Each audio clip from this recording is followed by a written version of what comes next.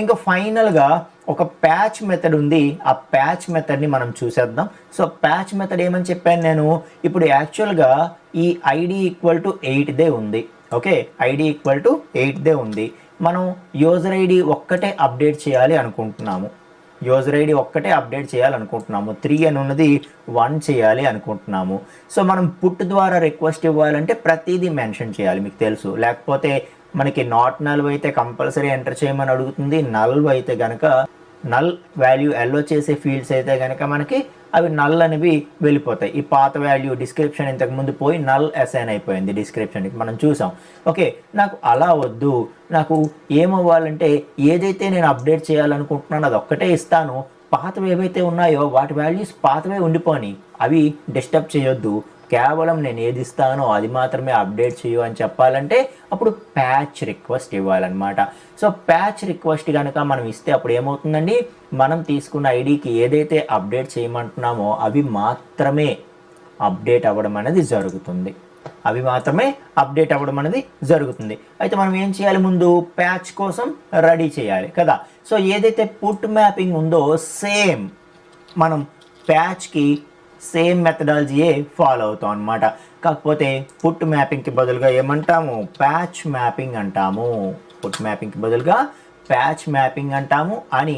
So same method name ఇవ్వకూడదు కాబట్టి మనం ఏం చేద్దాము, అప్డేట్ ఎంట్రీ 2 అనేద్దాం మెథడ్ నేమ్. సో ఇక్కడ కూడా అంతే, ప్యాచ్కి కూడా మనం ఏం చేస్తాము, పాత్ వేరియబుల్ పాస్ చేస్తాము, రిక్వెస్ట్ బాడీ కూడా పాస్ చేస్తాం కదా, సేమ్ అనమాట. సో ప్యాచ్ మ్యాపింగ్ కూడా మనం సేమే తీసుకోవచ్చు. ఇక్కడ కూడా మనకి ఏం చేస్తున్నాము, ఐడి ఇస్తాము, అలాగే మనం ఏదైతే బాడీ ఇస్తామో అది ఎంట్రీ ఆబ్జెక్ట్కి వస్తుంది. వచ్చిన తర్వాత ముందు ఈ ఐడి యూజ్ చేసి డేటాబేస్ నుండి యాక్చువల్ ఎంట్రీని రిట్రీవ్ చేస్తాము. రిట్రీవ్ చేసి ఇంకా రిక్వెస్ట్ బాడీలో ఉండేటటువంటి వాల్యూస్ని డేటాబేస్ నుండి వచ్చిన ఆబ్జెక్ట్కి సెట్ చేసేసి ఇంకా అప్డేట్ చేసేస్తాము. అయితే ఇక్కడ మనం కొన్నే కదా పాస్ చేస్తాము. ఏం పాస్ చేసాము, ఇక్కడ యూజర్ ఐడి 1 అని అది ఒక్కటే పాస్ చేసాం కదా యాక్చువల్గా. సో యూజర్ ఐడి 1 అని ఒక్కటే పాస్ చేసాం కాబట్టి ఈ ఎంట్రీలో ఒక యూజర్ ఐడి మాత్రమే సెట్ అవుతుంది. డిస్క్రిప్షన్ కావచ్చు, లేకపోతే ఎంట్రీ డేట్ కావచ్చు, అవి ఇందులో రావు కదా. దీనికి మనం ఇవ్వలేదు రిక్వెస్ట్ బాడీలో. అలా ఇవ్వకపోయినప్పుడు మరి వాటిలోనే దీనికి సెట్ చేసేస్తే ప్రాబ్లం కదా. కాబట్టి మనం ఏం చేయాలంటే మనం ఎయిదర్ సపరేట్గా ఒక మెథడ్ ఏదైనా రాసుకొని సో అది మనం కాల్ చేసుకుంటూ ఏవైతే మనం అక్కడ వాల్యూస్ ఇస్తున్నామో వాటిని మాత్రమే అప్డేట్ చేసేలాగా ఏదైనా రాసుకుంటే సరిపోతుంది. లేదు అంటే ఇక్కడైనా మనం చెక్ చేసుకొని రాసుకుంటే సరిపోతుంది అనమాట. Okay, so for example so మనం ఏం చేద్దామంటే స్ట్రింగ్ డిస్క్రిప్షన్ అని చెప్పి ఒక వేరియబుల్ తీసుకుందాం. So entry dot get description దీనికి ఇద్దాం. ఓకే, సో ఏదైతే దీనిలో డిస్క్రిప్షన్ ఉందో అది DESAలో స్టోర్ అవుతుంది. అలాగే date util dot date type ఒక వేరియబుల్ తీసుకుంటాను, DT అని తీసుకొని entry dot get entry date అంటాను. ఓకే, అలాగే user ID. So user ID ఏంటి, ఇంటిజర్ కదా. సో ఇంట్ USR ID అంటాను equal to entry dot get user ID. Okay, right. So ఇవి నేను రిట్రీవ్ చేసుకున్నాను. ఓకే, ఇది లాంగ్ కాబట్టి లాంగే తీసుకుందాం. Okay, right. సో ముందు వీటి నుండి వాల్యూస్ని వేరియబుల్స్లోకి రిట్రీవ్ చేసుకున్నాను. ఎందుకు రిట్రీవ్ చేసుకున్నాను, ఒకవేళ గనక అవి నల్ అయిపోతే, ఫర్ ఎగ్జాంపుల్ ఎంట్రీలో మనం డిస్క్రిప్షన్ ఇవ్వలేదు. ఓకే, సో ఫస్ట్ ఎంట్రీలో డిస్క్రిప్షన్ ఏముందో ఫైండ్ అవుట్ చేయడానికి ట్రై చేస్తుంది ఇది. సో ట్రై చేసి so description not equal to null అవ్వాలి. అండ్ డిస్క్రిప్షన్ డాట్ లెంత్, ఏదైతే స్ట్రింగ్ లెంత్ ఉందో అది గ్రేటర్ దాన్ 0 అవ్వాలి. అంటే అట్లీస్ట్ ఒక క్యారెక్టర్ అయినా ఉండాలి, నల్ అవ్వకూడదు. అలాగే గ్రేటర్ దాన్ 0 ఉండాలి. అలా ఉన్నప్పుడు మాత్రమే ఈ సెట్ డిస్క్రిప్షన్ అన్నది రన్ చెయ్యు అని చెప్తాము. ఓకే, అలా ప్రతిదీ కూడా ఆ పర్టికులర్ ఫీల్డ్ని కనుక రిక్వెస్ట్తో పాటు రిక్వెస్ట్ బాడీలో ఆ పర్టికులర్ ఫీల్డ్ ఉంటేనే అప్డేట్ చెయ్యు, లేకపోతే చెయ్యొద్దు అని మనం చెప్పాలి. ఓకే, అలాగే మనం ఎంట్రీ డేట్ ఆల్రెడీ DTలో స్టోర్ చేసాం మనం. So if DT not equal to null అయితే అప్పుడు మాత్రమే సెట్ ఎంట్రీ డేట్ అన్నది సెట్ చెయ్యు అని చెప్తాము. ఓకే, లేకపోతే వద్దు పాత వాల్యూ ఉండిపోని. అలాగే యూజర్ ఐడి కూడా ఇఫ్ యూఎస్ఆర్ ఐడి ఏదైతే మనం యూజర్ ఐడి ఎందులో స్టోర్ చేసాము, యూఎస్ఆర్ ఐడిలో స్టోర్ చేసాము కదా. సో యూఎస్ఆర్ ఐడి అనేది సింపుల్గా గ్రేటర్ దాన్ 0 అయితే చాలు. ఎందుకంటే మనం ఇక్కడ ఏమీ ఇవ్వలేదు అనుకోండి, యూజర్ ఐడి ఇవ్వకపోతే బై డిఫాల్ట్ 0 తీసుకుంటుంది కదా. కాబట్టి మనం అక్కడ యూజర్ ఐడి కూడా పాస్ చేయలేదు అనుకోండి బాడీలో, అప్పుడు ఏమొస్తుంది, యూజర్ ఐడి 0 వచ్చేస్తుంది. కాబట్టి 0 కంటే పెద్ద వాల్యూ ఉంటే అప్పుడు మాత్రమే యూజర్ ఐడిని సెట్ చెయ్యు, లేకపోతే చెయ్యకు అంటున్నాం. సో ప్రతిదీ చెక్ చేసుకుంటాం. సో డిస్క్రిప్షన్ కరెక్ట్గా ఇచ్చాడా లేదా, సో డేట్ కరెక్ట్గా ఇచ్చాడా లేదా, యూజర్ ఐడి కరెక్ట్గా ఇచ్చాడా లేదా. సో ఇస్తేనే ఆ కరస్పాండింగ్ అప్డేట్ చెయ్యు, లేకపోతే చెయ్యకు అని మనం చెప్తున్నట్టు అనమాట. సో అప్పుడు మనం అప్డేట్ని రన్ చేయమని చెప్తున్నట్టు. సో చెప్తేప్పుడు ఏమవుతుందండి, ఆ పర్టికులర్ దానికి మనకి ప్యాచ్ అనేది వర్క్ అవుతుంది అనమాట. సో ప్యాచ్ మ్యాపింగ్ అనేది మనకి వర్క్ అవుతుంది. మీకు అర్థమైందా? రైట్. సో ఒకసారి మనం run as Spring Boot app start అయింది కదా. ఇప్పుడు ఒకసారి రిక్వెస్ట్ పెట్టి చూద్దాం. సో ఐడి 8 ఉండేదానికి కేవలం ప్యాచ్ రిక్వెస్ట్ ద్వారా కేవలం యూజర్ ఐడి మాత్రమే పాస్ చేస్తున్నాము, మిగతావి మనం పాస్ చేయడం లేదు. అయినా సరే అబ్జర్వ్ చేయండి, అయినా సరే మనకి 200 ఓకే అయ్యింది. ఓకే, ఐడి వాల్యూ ఏమీ నల్ అయిపోలేదు, ఐడి అలాగే ఉంది, ఎంట్రీ డేట్ పాతది పోలేదు, అండ్ డిస్క్రిప్షన్ కూడా పాతది పోలేదు. మీకు అర్థమవుతుందా? డిస్క్రిప్షన్ కూడా పాతది పోలేదు, కేవలం యూజర్ ఐడి మాత్రమే 1 అని మారడం జరిగింది. సో ఇక్కడ డేటాబేస్లో కూడా మనం ఒక్కసారి చెక్ చేసి చూస్తే మనకి ఐడి, ఎంట్రీ డేటు, డిస్క్రిప్షన్ ఏమీ మారిపోలేదు, నల్ అయిపోలేదు. మనకి కేవలం యూజర్ ఐడి ఏదైతే మనం మార్చాలనుకుంటున్నామో అది ఒక్కటే మారింది. మీకు అర్థమవుతుందా అండి? సో ఆ విధంగా మనం ఏం చేయాలంటే ప్యాచ్ రిక్వెస్ట్స్ని ఇంప్లిమెంట్ చేయాలి అని చెప్తున్నాను అనమాట. Okay, right.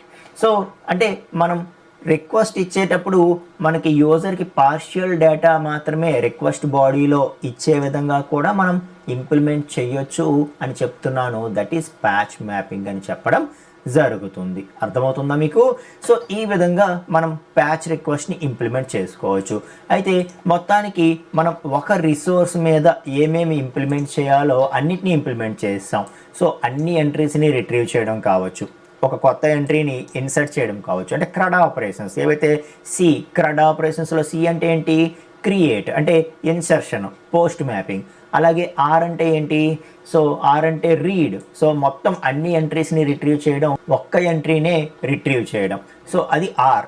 అలాగే యూ అంటే ఏంటి, అప్డేట్ అంటే ఏంటి, సో అప్డేట్లో మనము స్లాష్ ఎంట్రీ స్లాష్ అని చెప్పి వితౌట్ పాత్ వేరియబుల్ చేసాము, విత్ పాత్ వేరియబుల్ చేసాము. అలాగే ప్యాచ్ మ్యాపింగ్ కూడా చేసాము అప్డేట్ అండర్లో, అండ్ డిలీట్ అండర్లో మనం డిలీట్ మ్యాపింగ్ కూడా చేసేసాం. సో ఈ విధంగా మనం ఏం చేయొచ్చు అంటే ఒక రిసోర్స్ మీద ఎటువంటి క్రడ్ ఆపరేషన్స్ మనం పెర్ఫామ్ చేయొచ్చు, వాటన్నిటినీ కూడా మనం ఇంప్లిమెంట్ చేయొచ్చు అనమాట. Okay, right. సో ఇందులోనే మనకి యాక్చువల్గా 2 రిసోర్సెస్ ఉన్నాయి కదా మన ప్రాజెక్ట్లో. ఏంటి, ఒకటి ఎంట్రీస్, ఇంకొకటి యూజర్స్ అని చెప్పి మనం అనుకున్నాం. ఎంట్రీస్, యూజర్స్ అని చెప్పి మనకి 2 టేబుల్స్, 2 రిసోర్సెస్ ఉన్నాయి. కానీ మనం ఏం చేసాము, ఒక రిసోర్స్కి మాత్రమే ఇప్పుడు క్రడ్ ఆపరేషన్స్కి తగ్గ రెస్ట్ ఏపీఐ జనరేట్ చేసాము. ఓకే, ఇంకొక దానికి చేయలేదు. సో చేయాలనుకుంటే ఇదే కంట్రోలర్లో వాటికి కూడా ఇప్పుడు ఏవైతే మనం ఎంట్రీస్కి చేసామో అదే విధంగా దీంట్లోనే మనం యూజర్స్కి కూడా, యూజర్స్ రిసోర్స్కి కూడా ఇందులోనే చేసేయచ్చు అనమాట. సో సేమ్ ఇవే ఆపరేషన్స్ ఇలాగే మనం ఫాలో అవుతూ చేసేయచ్చు.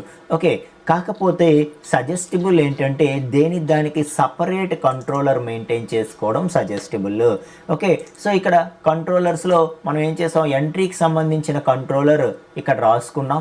అలాగే ఇప్పుడు యూజర్స్కి సంబంధించినటువంటి కంట్రోలర్ రాయాలంటే ఇంకొక కంట్రోలర్ క్లాస్ క్రియేట్ చేసుకుని అందులో అవి రాసుకుంటే మనకి మెయింటెనెన్స్, అప్డేషన్ అనేది ఈజీగా ఉంటుందన్నమాట. Okay, right. సో మనకి ఎంట్రీకి సంబంధించినవన్నీ ఒక దగ్గర ఉంటాయి కాబట్టి ఎంట్రీస్లో ఏమైనా మనం అప్డేట్ చేయాలి అనుకుంటే ఈ కంట్రోలర్ ఓపెన్ చేసి మనం అప్డేట్ చేసేయచ్చు. ఇంకొకటి ఏంటి అంటే ఇక్కడ చూడండి, ఇప్పుడు ఇది కేవలం ఎంట్రీస్కి మాత్రమే మనం లిమిట్ చేస్తాం అనుకోండి, అప్పుడు మనకి ప్రతి యూఆర్ఎల్ కూడా స్లాష్ ఎంట్రీస్తో స్టార్ట్ అవుతుంది కదా. సో ప్రతి యూఆర్ఎల్ కూడా చూడండి స్లాష్ ఎంట్రీస్తో స్టార్ట్ అవుతుంది కదా. సో ఆ స్లాష్ ఎంట్రీస్ అన్నది మనం ప్రతిదీ కూడా మెథడ్ లెవెల్లో ఇవ్వకుండా, ఓకే, సో స్లాష్ ఎంట్రీస్ అనేది మనం మెథడ్ లెవెల్లో ఇవ్వకుండా ప్రతిదానికి నేను స్లాష్ ఎంట్రీస్ అనేది తీసేస్తాను. ఓకే, స్లాష్ ఎంట్రీస్ అనేది తీసేస్తాను. చూడండి, ప్రతిదానికి కూడా స్లాష్ ఎంట్రీస్ అనేది నేను రిమూవ్ చేసేస్తున్నాను. సో ప్రతి మెథడ్కి కూడా మనం మళ్ళీ స్లాష్ ఎంట్రీస్ స్లాష్ అని ఇవ్వకుండా మనం ఏం చేయొచ్చు, అన్నిటికీ కామన్గా స్లాష్ ఎంట్రీస్ అనేది ఉంది. అండ్ ఈ టోటల్ క్లాసే మనం ఎంట్రీస్కి సంబంధించిన కంట్రోలర్గా మనం తీసుకుంటున్నాం కాబట్టి సో క్లాస్ లెవెల్లో మళ్ళీ ప్రతి లెవెల్లో slash entries slash entries slash అని రాయకుండా క్లాస్ లెవెల్లో మనం ఏం చేయొచ్చు అంటే రిక్వెస్ట్ మ్యాపింగ్ క్లాస్ లెవెల్లో ఇచ్చేయచ్చు. So request mapping slash entries అని చెప్పి మనం ఇచ్చేయచ్చు అనమాట. అర్థమవుతుందా? అప్పుడు ప్రతి మెథడ్ లెవెల్లో మనం slash entries slash entries slash అలా ఇవ్వక్కర్లేదు. సో స్లాష్ ఎంట్రీస్ అనేది ఆల్రెడీ ఇక్కడ ఇచ్చాం కాబట్టి స్లాష్ అనేది ఒక్కటే ఇక్కడ ఇస్తాం, స్లాష్ ఓకే, స్లాష్ ఐడి అలాగనమాట. మీకు అర్థమవుతుందా? స్లాష్ ఐడి అంటే ఏదైతే కామన్గా ఉందో దాన్ని మనము క్లాస్ లెవెల్లో ఇచ్చేయచ్చు. ఎందుకంటే ఇందులో ఉండేవన్నీ కూడా ఒక ఎంట్రీస్ రిసోర్స్కి సంబంధించినటువంటి మనం ఎండ్ పాయింట్స్ మాత్రమే ఇందులో రాస్తున్నాము, ఆ యూఆర్ఎల్స్ మాత్రమే ఇందులో కాన్ఫిగర్ చేస్తున్నాం కాబట్టి క్లాస్ లెవెల్లో మనం స్లాష్ ఎంట్రీస్ రాసేస్తే మనకప్పుడు జనరల్గా ఏవైతే ఇంతకుముందు మనం చేసామో అవన్నీ కూడా వర్క్ అయిపోతాయి. సో స్లాష్ ఎంట్రీస్ అనగానే క్లాస్కి వస్తుంది. ఆ తర్వాత మనం స్లాష్ అంటే ఇంకా స్లాష్ గెట్ మ్యాపింగ్ అంటున్నామా పోస్ట్ మ్యాపింగ్ అంటున్నామా చూసుకొని ఆ కరస్పాండింగ్ దానికి వెళ్ళిపోతుంది అనమాట. అర్థమవుతుందా? సో అలా కూడా మనం చేయొచ్చు. అందుకే మనం రిసోర్స్ లెవెల్లో ప్రతి రిసోర్స్కి కూడా సపరేట్గా ఒక్కొక్క కంట్రోలర్ క్లాస్ని మనం మెయింటైన్ చేసుకుంటే అప్పుడు రిసోర్స్ లెవెల్లో మనం యూఆర్ఎల్ మ్యాపింగ్ చేసేయచ్చు. సో దట్ మనకి అది ఇంకా ఈజీ అవుతుంది అనమాట. Okay, right. ఇది వర్క్ అవుతుందో లేదో ఒకసారి చెక్ చేసేద్దామా. Run as Spring Boot app అని చెప్పి మనం ఏం చేస్తాం, సింపుల్గా ఒకసారి వర్క్ అవుతుందో లేదో చెక్ చేసేస్తాం.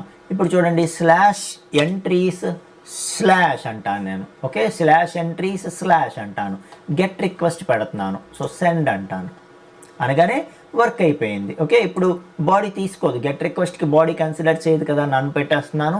సో గెట్ రిక్వెస్ట్ ఇస్తున్నాను, స్లాష్ ఎంట్రీస్ స్లాష్ అంటున్నాను కాబట్టి ముందు స్లాష్ ఎంట్రీస్ అన్నది ఎక్కడుందో చూసుకుంటుంది. ఈ క్లాస్కి స్లాష్ ఎంట్రీస్ అన్నది ఉంది కాబట్టి ఈ లోపలికి వస్తుంది, వచ్చి స్లాష్ అనేది ఎక్కడుందో చూసుకుంటుంది. స్లాష్ ఎంట్రీస్ స్లాష్ అన్నాం కదా, స్లాష్ అనేది ఎక్కడుందో చూసుకుంటుంది. దాంతోపాటు గెట్ మ్యాపింగ్ ఎక్కడుందో చూసుకుంటుంది. సో గెట్ మ్యాపింగ్తో పాటు స్లాష్ ఎక్కడుందో చూసుకొని దాన్ని ఎగ్జిక్యూట్ చేసేయడం అనేది జరుగుతుంది అనమాట. మీకు అర్థమవుతుందా? సో అలాగ మనం ఏం చేయొచ్చు అంటే క్లాస్ లెవెల్లో మనం మ్యాపింగ్ చేసేసి ఇంకా రిమైనింగ్ ఆ పర్టికులర్ ఎండ్ పాయింట్స్ యూఆర్ఎల్స్ ఏవైతే ఉన్నాయో వాటిని రిమైనింగ్ పార్ట్ని ఇక్కడ కాన్ఫిగర్ చేసుకుంటే సరిపోతుంది అని చెప్తున్నాను అనమాట. ఈ విధంగా ఒక రిసోర్స్కి సంబంధించినటువంటి రెస్ట్ ఏపీఐ మనం డెవలప్ చేసాము. సేమ్ ఇదే మనం ఎన్ని రిసోర్సెస్కైనా కామన్ అనమాట. Okay, right. సో నెక్స్ట్ క్లాస్లో నేను యూజర్స్ రిసోర్స్ కూడా ఒక సపరేట్ కంట్రోలర్ క్లాస్ క్రియేట్ చేసి అది కూడా ఇంప్లిమెంట్ చేయడం చూపిస్తాను.